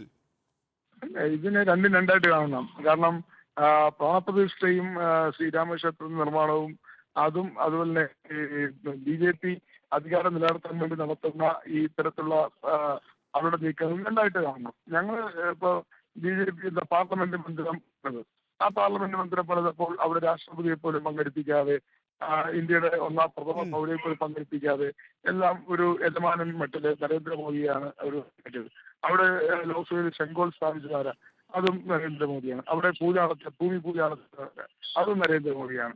അത് ഉദ്ഘാടനം ചെയ്ത രാഷ്ട്രപതിയെ പോലും ക്ഷണിക്കാതെ, ഒരു ചടങ്ങിൽ ക്ഷണിക്കാതെ അതും ചെയ്തത് നരേന്ദ്രമോദി. അങ്ങനെ ഒരു നരേന്ദ്രമോദിയെ ഒരു യജമാനായിട്ടോ പ്രഭുവായിട്ടോ അല്ലെങ്കിൽ ചക്രവർത്തിയായിട്ടോ ഉയർത്തി കാണിച്ച് BJP അവരുടെ അധികാരം നിലനിർത്താൻ വേണ്ടി ഈ അധികാരം ഉപയോഗിക്കുകയാണ്. അത് എത്ര കാലം നിലനിൽക്കുമെന്ന് നമുക്ക് പറയാൻ പറ്റില്ല. അത് എങ്ങനെ ജനങ്ങൾ, ഇപ്പൊ ഇന്ത്യയിലെ എല്ലാ ജനങ്ങളും നരേന്ദ്രമോദിയും BJP ഗവൺമെന്റ് കാണിക്കുന്ന ഇത്തരത്തിലുള്ള രാഷ്ട്രീയ മുതലെടുപ്പ്, ഇത്തരത്തിലുള്ള മതത്തെയും വിശ്വാസത്തെയും രാഷ്ട്രീയവൽക്കരിക്കുന്നത് എല്ലാവരും അതിനെ അനുകൂലിക്കുന്നവരല്ലെന്നുള്ളത് നമുക്ക് കാണാൻ പോകുന്ന കാര്യമാണ്. അതുകൊണ്ട് അതേസമയം തന്നെ AICCയുടെ മുൻ അധ്യക്ഷൻ കൂടിയായിട്ടുള്ള ഭാരത് ന്യായ് ജോഡോ യാത്ര സംഘടിപ്പിച്ചുകൊണ്ടിരിക്കുന്ന രാഹുൽ ഗാന്ധി ഉണ്ടല്ലോ, രാഹുൽ ഗാന്ധിക്ക് ഇന്നിപ്പോൾ ദർദാവ ക്ഷേത്രം, അസമിലെ 15ാം നൂറ്റാണ്ടിലെ വൈഷ്ണവൈറ്റ് ക്ഷേത്രത്തിലേക്ക് പ്രവേശിക്കാൻ പോലുള്ള അനുമതി നൽകിയിട്ടില്ല. യഥാർത്ഥത്തിൽ എന്താണ് രാജ്യത്ത് സംഭവിച്ചു കൊണ്ടിരിക്കുന്നത് എന്നും നിങ്ങളുടെ സ്ഥാനം എവിടെയാണ് എന്നെ സംബന്ധിച്ചും നല്ല വ്യക്തത ശ്രീ കൊടുക്കുന്നില്ല അങ്ങേക്കും അങ്ങയുടെ പാർട്ടിക്കും ഉണ്ടോ? ഹിന്ദു മതവിശ്വാസത്തെയും അതോടൊപ്പം തന്നെ ആരാധനാലയ ഹൈന്ദവ ആരാധനാലയങ്ങളെല്ലാം BJP അവരുടെ കുത്തകയാക്കാൻ ശ്രമിക്കുന്നു. സംഘപരിവാർ അവരുടെ മാത്രം നിയന്ത്രണത്തിലാക്കാൻ ശ്രമിക്കുന്നു. അവരല്ലാതെ വേറെ ആരും ക്ഷേത്രത്തിൽ പോകാൻ പാടില്ല. അവരല്ലാതെ ആരും ഒരു ക്ഷേത്രത്തിലും അതിന്റെ ഭരണത്തിലോ അതിന്റെ നേതൃത്വത്തിലോ വരാൻ പാടില്ലെന്നൊക്കെയുള്ള ഒരു സംഘപരിവാറിന്റെ അജണ്ടയാണ് രാഹുൽ ഗാന്ധിയെ അവർ തടഞ്ഞത് എന്ന കാര്യത്തിൽ സംശയമില്ല. രാഹുൽ ഗാന്ധി ക്ഷേത്രത്തിൽ പോകുന്നതിന് അവര് എന്ത് വില കൊടുത്തു അവരെ എതിർക്കുന്നു എന്നുള്ളത് കാരണം ഇതിനകത്ത് ഇതിന്റെ ഒരു ഹോൾസെയിൽ ഞങ്ങളാണ്. അതുകൊണ്ട് അവിടെ ഈ ക്ഷേത്രങ്ങളിലൊക്കെ തന്നെ പ്രധാനമന്ത്രി നരേന്ദ്രമോദി മാത്രം പോയാൽ മതി. രാഹുൽ ഗാന്ധി പോകാൻ പാടില്ല, ഖാർഗെ പോകാൻ പാടില്ല, മറ്റാരും പോകാൻ പാടില്ല. ഇത് ഞങ്ങളുടെ മാത്രം ഒരു സാമ്രാജ്യമാണെന്നുള്ള രീതിയിലുള്ള ഒരു ശൈലിയിലാണ് അവർ മുന്നോട്ട് പോയിക്കൊണ്ടിരിക്കുന്നത്. പക്ഷേ ഇന്ത്യയിലെ ജനങ്ങൾ അതൊന്നും അംഗീകരിക്കാൻ പോകുന്നില്ല. ഇന്ത്യയിലെ ജനങ്ങൾ സെക്യുലറിസത്തിൽ വിശ്വസിക്കുന്ന ജനങ്ങളാണ്. അതുകൊണ്ട് തന്നെ ഹിന്ദു ആചാരത്തെ അതിന്റെ മൂല്യങ്ങളെ എല്ലാം ഉയർത്തിപ്പിടിക്കുന്നവരും എല്ലാം അതനുസരിച്ച് പോകുന്നവരുമാണ്. അതുകൊണ്ട് BJP ഇതിനകത്ത് രാഷ്ട്രീയവൽക്കരണം നടത്തി അവർക്ക് തെരഞ്ഞെടുപ്പിൽ വോട്ടാക്കാൻ വേണ്ടി ശ്രമിക്കുന്നത് ഒരുപക്ഷെ അതൊന്നും എക്കാലവും നിലനിൽക്കില്ല എന്നുള്ളത് ശരി, വ്യക്തമാണ്. വളരെ നന്ദി ഈ വിഷയത്തിൽ പ്രതികരിച്ചതിന് ശ്രീ കൊടിക്കുന്നിൽ സുരേഷ്. ശ്രീ സന്ദീപ് വാര്യർ, ഞാൻ താങ്കളിലേക്ക് തിരികെ വരികയാണ്. നോക്കൂ, നേരത്തെ പറഞ്ഞത് വളരെ പ്രധാനപ്പെട്ട പോയിന്റാണ്. അതൊരു സില്ലി പോയിന്റായി കാണല്ലേ. നോക്കൂ, ഇത്രയേ ഉള്ളൂ. സാധാരണഗതിയിൽ ഞാനിപ്പോൾ ടെലിവിഷൻ ചാനലുകളിൽ പ്രവർത്തിക്കാൻ തുടങ്ങിയിട്ട് 27 വർഷമായി. 1996 തുടങ്ങിയിട്ടുള്ളതാണ്. എൻ്റെ റോൾ പ്രധാനമായും അതിൻ്റെ PCR അതിൻ്റെ പ്രൊഡക്ഷൻ സെൻറ്ററുകളിലാണ് എല്ലാ കാലഘട്ടത്തിലും ഉണ്ടായിരുന്നത്. ഇടക്കാലത്ത് ഞാൻ റിപ്പോർട്ടിങ്ങിന് പോയിട്ടുണ്ട് എന്നുള്ളതും മറക്കുന്നില്ല. പക്ഷേ അതിൻ്റെ പ്രമുഖമായിട്ടുള്ള എൻ്റെ റോള് മുഴുവൻ ഈ കേന്ദ്രസ്ഥാനത്താണ് ഉണ്ടായിരുന്നത്. നോക്കൂ, നമ്മളെല്ലാ കാലഘട്ടത്തിലും ക്ലീൻ ഫീഡ് നമുക്ക് കിട്ടുന്നത് ഏജൻസികളുടെ കയ്യിൽ നിന്നാണ്. ആ ഏജൻസികളുടെ ഫീഡാണ് ദൂരദർശനും സ്വകാര്യ ടെലിവിഷൻ ചാനലുകളും തത്സമയ സംപ്രേഷണത്തിന് വേണ്ടി ഉപയോഗിച്ചു കൊണ്ടിരുന്നത്. നോക്കൂ, ഇത്തവണ പക്ഷേ ദൂരദർശനാണ് ഞാൻ നേരത്തെ ചൂണ്ടിക്കാണിച്ചതുപോലെ തന്നെ 40 4K ക്യാമറകളിലൂടെ ഈ ക്ലീൻ ഫീഡ് PTIക്കും ANIക്കും അതായത് വാർത്താ ഏജൻസികൾക്ക് നൽകിയിരിക്കുന്നത്. അതിൻ്റെ കാരണം ഞാൻ നേരത്തെ ചൂണ്ടിക്കാണിച്ചത് ഒരിക്കൽ കൂടി ആവർത്തിക്കുന്നു. നരേന്ദ്രമോദിയുടെ മുഖത്ത് നിന്ന് ക്യാമറ മാറാൻ പാടില്ല എന്നുള്ളത് കൊണ്ടാണ്. അത് തന്നെയാണ് യഥാർത്ഥത്തിൽ നമ്മൾ ഇന്ന് എല്ലാ ടെലിവിഷൻ ചാനലുകളിലും ഇത് നമുക്ക് നേരത്തെ അറിയാവുന്നതായിരുന്നു. കാരണം ഇങ്ങനെയേ ഉണ്ടാകൂ. ഗർഭഗൃഹത്തിൽ ഒരുപക്ഷെ 5 പേരുണ്ടാകും, പക്ഷെ നരേന്ദ്രമോദി ആയിരിക്കും ക്യാമറയിലൂടെ മുഖ്യസ്ഥാനം കൂടി വഹിക്കുന്നത്. ആ നിലയിലുള്ള ഒരു പെർസെപ്ഷൻ ഉണ്ടാക്കുക എന്നുള്ളത് പൊളിറ്റിക്കലായിട്ടുള്ള BJPയുടെ അജണ്ടയാണ്. ശ്രീ സന്ദീപ് വാര്യർ, ഒന്ന് പിന്നെ നികേഷിന്റെ ആർഗ്യുമെന്റ് വളരെ സില്ലിയാണ് എന്നുള്ളത് കൊണ്ട് തന്നെ വാസ്തവത്തിൽ എങ്ങനെയാണ് മറുപടി പറയുക എന്നുള്ളത് നിങ്ങൾ ആലോചിച്ച് നോക്കൂ. കാരണം ഇത്രയും ഒരു ലാർജ് സ്കെയിൽ ഇവന്റ്, ആ ലാർജ് സ്കെയിൽ ഇവന്റ് കവർ ചെയ്യാൻ ഈ രാജ്യത്ത് ദൂരദർശൻ എന്ന് പറയുന്ന രാജ്യത്തെ ഏറ്റവും പ്രധാനപ്പെട്ട നമ്മുടെ മീഡിയയ്ക്ക് അവകാശമുണ്ട്. അവർ ആ വിഷ്വൽസ് എല്ലാവർക്കും കൊടുക്കുകയും ചെയ്തു. അതിന് പകരം അത് PTIയോ ANIയോ ചെയ്യണമായിരുന്നു പറഞ്ഞാൽ അത്രയും വലിയ സംവിധാനം ഈ 2 ഏജൻസികൾക്ക് ഉണ്ടോ എന്നുള്ള ചോദ്യമുണ്ട്. 2 ദൂരദർശനുള്ളത്ര സംവിധാനങ്ങൾ മറ്റാർക്കും ഇല്ല എന്നുള്ളത് നികേഷ് പറയുന്ന കാര്യം. ഒന്ന് ഇനി മറ്റൊരു കാര്യം കൂടി പറയാം. ഇവിടെ ശ്രീ കൊടിക്കുന്നിൽ സുരേഷും അതുപോലെ തന്നെ ഇവിടെ ഉന്നയിച്ചുള്ള വിഷയം അല്ല ഞാൻ പറഞ്ഞോട്ടെ, അത് ഞാൻ പറയാം. നിൽക്കും ഒരു മിനിറ്റ്. അതൊന്ന് വളരെ സില്ലി ആയിട്ടുള്ള കാര്യം ആയതുകൊണ്ട് നമുക്കത് വിട്ടേക്കാം. നമുക്ക് ഇന്നത്തെ പ്രധാനപ്പെട്ട വിഷയത്തേക്ക് വരാമല്ലോ. ഇപ്പൊ രാഹുൽ ഗാന്ധിയെ തടഞ്ഞു എന്നൊക്കെ പറയുന്നുണ്ട്. വാസ്തവത്തിൽ പച്ചക്കള്ളമാണ് പറഞ്ഞുകൊണ്ടിരിക്കുന്നത്. എന്താണ് സംഭവിച്ചെന്ന കാര്യം വിശദീകരിക്കാൻ എനിക്ക് അല്പം സമയം തരണം. ഒന്ന്, മോഹൻ ഭഗവത്തിന്റെ സാന്നിധ്യവുമായി ബന്ധപ്പെട്ട് സർസംഘചാലകന്റെ സാന്നിധ്യവുമായി ബന്ധപ്പെട്ട ചോദ്യം ചോദിച്ചു. നോക്കൂ, സർസംഘചാലകനെ ക്ഷണിച്ചിട്ടുള്ളത് അവിടുത്തെ ട്രസ്റ്റാണ്. അദ്ദേഹം ആ ക്ഷണം സ്വീകരിച്ചു. ഈ കൊടുക്കുന്നിൽ സുരേഷും കമ്പനിയും ആ ക്ഷണം നിരസിച്ചവരാണെന്നേ. ആ ക്ഷണം നിരസിച്ചതിന് ശേഷം ഞങ്ങളെ ക്ഷണിക്കുന്നില്ലേ, ഞങ്ങളെ വിളിച്ചില്ലേ,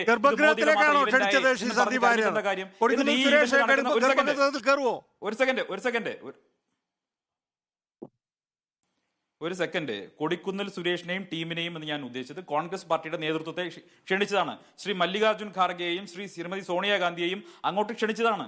അവരെ ക്ഷണം നിരസിച്ചതല്ലേ? മോഹൻ ഭാഗവതിന്റെ കാര്യം ഇവിടെ അഡ്വക്കേറ്റ് അനിൽകുമാർ ചോദിച്ച ചോദ്യം സ്പെസിഫിക് ആവൂ സന്ദീപ് വാര്യർ. എന്തിനാണ് നമ്മൾ ആശങ്കപ്പെടുന്നത്? നമുക്കൊരു നല്ല പോയിന്റിലേക്ക് എത്തിയിരിക്കുന്നത്. മോഹൻ ഭാഗവത് എങ്ങനെയാണ് ഗർഭഗൃഹത്തിലേക്ക് എത്തിയത്? ഒരു മിനിറ്റ് ഒന്നും വേണ്ടതേ, 10 സെക്കൻഡ് മതി. ശ്രീകോവിലെത്തിയത്, ഗർഭഗൃഹത്തിലെത്തിയത് എന്നായിരുന്നു അനിൽകുമാറിന്റെ ചോദ്യം. അതിനാണ് താങ്കൾ മറുപടി പറയുന്നതെങ്കിൽ സോണിയാഗാന്ധിയും മല്ലികാർജുൻ ഖാർഗെയും അവിടെ വരുന്നില്ല. കാരണം അവരെ ഈ പറയുന്ന സംഭവം കൈയടിച്ച് വീക്ഷിക്കാൻ വേണ്ടി മാത്രമാണ് ക്ഷണിച്ചത്.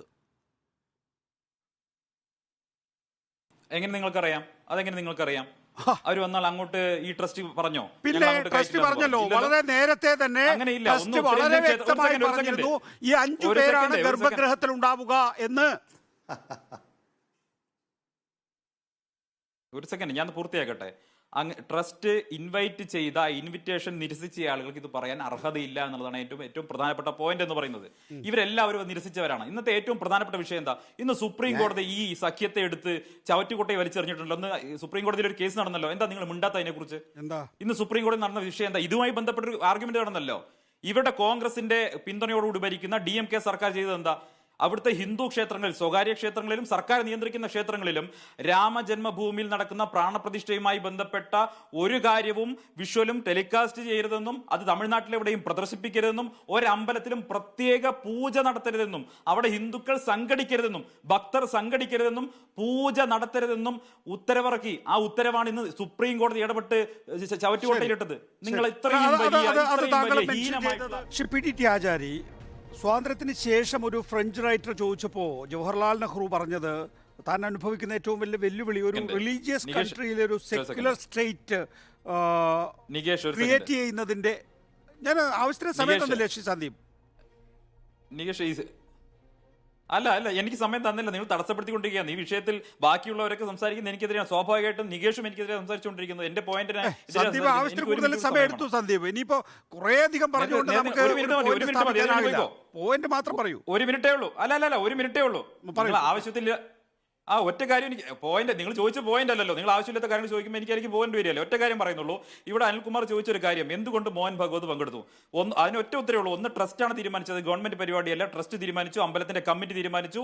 ഈ രാമക്ഷേത്രത്തിന് വേണ്ടി, അയോധ്യയിലെ രാമജന്മഭൂമിക്ക് വേണ്ടി പോരാട്ടത്തിന് ഇറങ്ങിയിട്ടുള്ള ആ പോരാട്ടത്തിന് എല്ലാ പിന്തുണയും കൊടുത്ത അതിന് പ്രത്യയശാസ്ത്ര പ്രചോദനമായി നിലനിന്ന ആ ഇന്ത്യയിലെ ഏറ്റവും വലിയ സംഘടനയുടെ അതിന്റെ തലവൻ അവിടെ ഉണ്ടായിരിക്കണം എന്നുള്ളത് ആ കമ്മിറ്റി തീരുമാനിച്ചിട്ടുണ്ടെങ്കിൽ പിന്നെ CPM-ന്റെ അഖിലേന്ത്യാ സെക്രട്ടറി വിളിക്കണോ?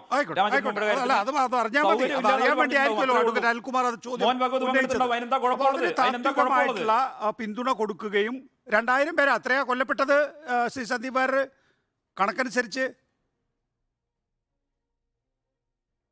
ചോരപ്പുഴ ഒഴുക്കിയില്ലേ? ചോരപ്പുഴ ഒഴുക്കാൻ ആഹ്വാനം ചെയ്തത് RSSന്റെ അന്നത്തെ സർസംഘചാലകാണ്. സർസംഘചാലക്ക് സ്വാഭാവികമായും ഗർഭഗൃഹത്തിൽ ഉണ്ടാകണം, സംശയമൊന്നുമില്ല. അക്കാര്യത്തിലൊന്നും അഭിപ്രായ വ്യത്യാസം. ആരാ കൊന്നത്? മുലായം സിംഗ് യാദവിന്റെ പോലീസാ കൊന്നത്. നിങ്ങളുടെ മതേതര സർക്കാരിന്റെ മുലായം സിംഗ് യാദവിന്റെ പോലീസാ കൊന്നത്. മുലായം സിംഗ് യാദവിനെ വെടിവെച്ച് കൊന്നത് ഓർമ്മയില്ലേ? അവിടെ എത്ര കർഷകരുടെ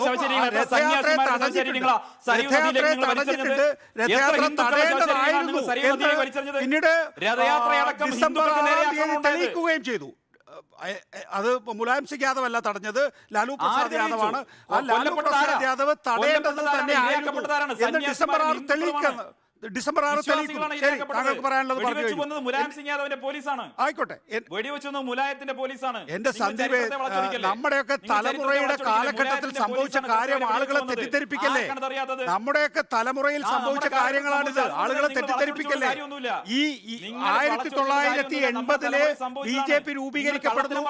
84-ലെ രാമജന്മഭൂമി പ്രക്ഷോഭത്തിന്റെ ചുമതല അദ്വാനി ഏറ്റെടുക്കുന്നു. 86-ല് അദ്ദേഹം പ്രസിഡന്റ് ആകുന്നു. 90-ല് അദ്ദേഹം രഥയാത്ര തുടങ്ങുന്നു. 92-നുള്ളില് 2000 പേരെയാണ് കൊന്നത്. എത്ര പേരുടെ ചോരയാണ് ഈ രാജ്യത്ത് ഒരുങ്ങിയത്? എത്രയധികം ആളുകളെയാണ് പരസ്പരം ഭിന്നിപ്പിച്ചത്? ഈ രാജ്യത്തെ തന്നെ രണ്ടായി കീറിമുറിക്കുകയാണ്. അപ്പൊ സ്വാഭാവികമാണ് അതിന് താത്വികമായ രീതിയിൽ പിന്തുണ നൽകിയ, പ്രായോഗികമായി പിന്തുണ നൽകിയ RSSനെയും BHPയും തന്നെയാണ് അവിടെ വേണ്ടത് എന്ന കാര്യത്തിൽ എനിക്കൊരു തർക്കമില്ല. അനിൽകുമാറിന് എന്തോ തർക്കമുണ്ടായിരുന്നു എന്ന് മാത്രം. ശരി, ആയിക്കോട്ടെ. അജണ്ടയോ അജണ്ട ഇല്ലായ്മയോ അല്ലല്ലോ ഇവിടെ പ്രശ്നം. PDT ആചാരി, എന്റെ ചോദ്യം ഇതാണ്.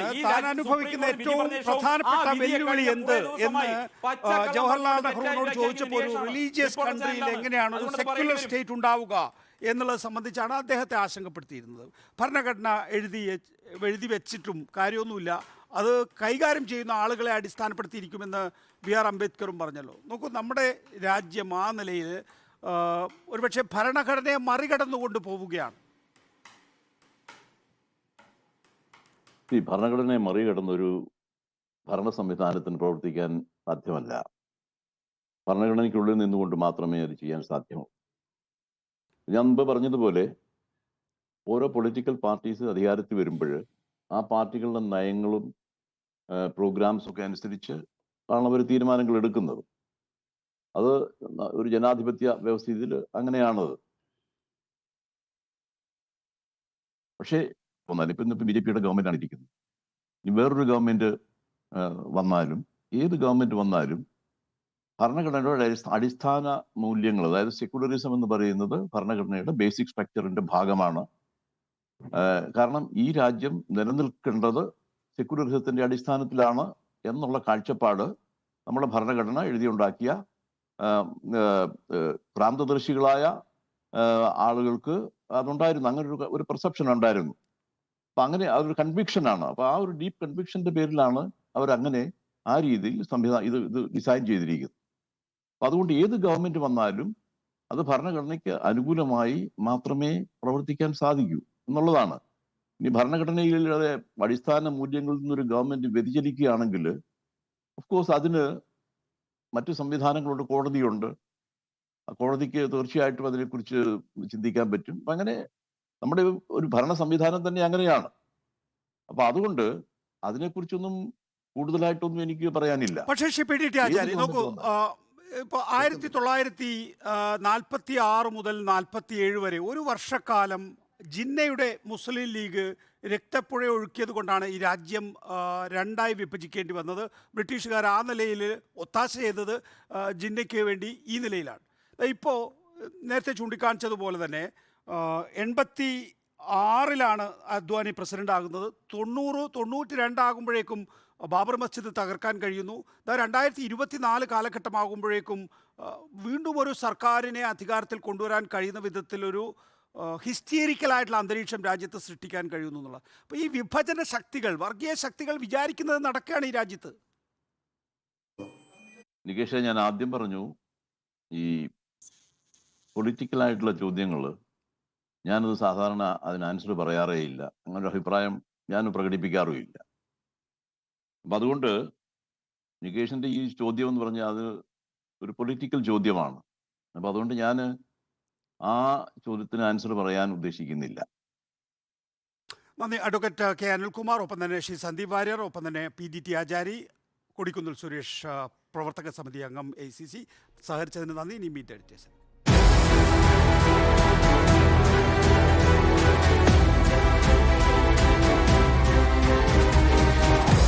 Debate with MV Nikesh Kumar.